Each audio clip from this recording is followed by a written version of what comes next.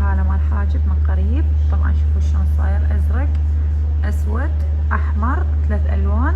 طبعا شي مستحيل انه الحالات هيجي يصير عليها حواجب شعيرات، هيجي حالات. بس احنا اليوم راح نسوي لكم اياها شعيرات ونشوفكم النتائج النهائية بدون ازالة بنات، بدون ازالة بنات. هاي النتيجة النهائية بعد ما اشتغلنا تصليح حاجب قديم، ما سوينا ازالة، سوينا شعيرات تضليل شادو.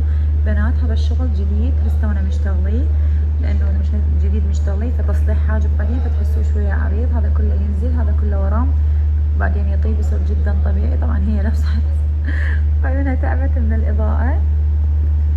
شنو رايك؟ كلش حلو عجتيدك. حياتي بالعافية.